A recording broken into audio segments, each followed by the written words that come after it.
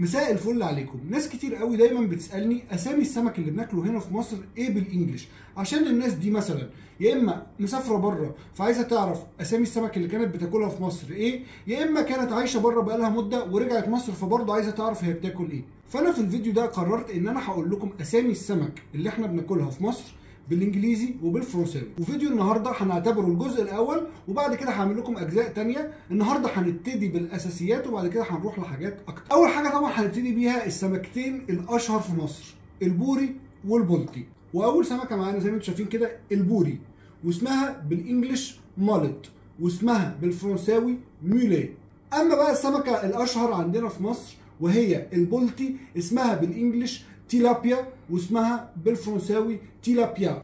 نخش بقى على السمك الاغلى شويه، ودلوقتي معانا سمكه القاروص، واسمها بالانجلش سي باس، واسمها بالفرنساوي لو دو مير. وطبعا لو ترجمنا لو دو مير دي ترجمه حرفيه يعني ثعلب البحر، وطبعا ما تسالنيش ليه مسمينها ثعلب البحر.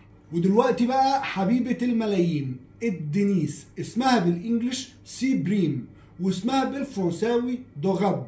اما بقى السمكه حماله الاسيه سمكه اللوط، واسمها بالانجلش ميجر فيش، واسمها بالفرنساوي ماجر.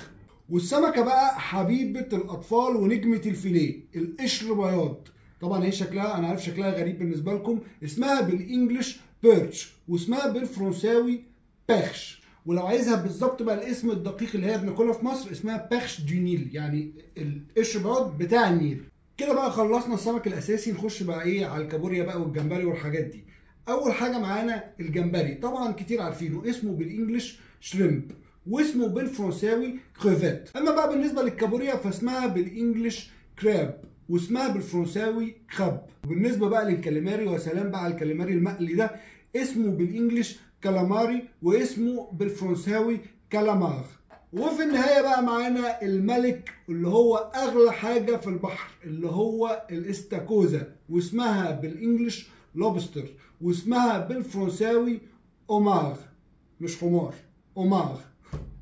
كده خلصنا الجزء الاول، واستنونا في الجزء الثاني هنقول حاجات تانية. باي باي.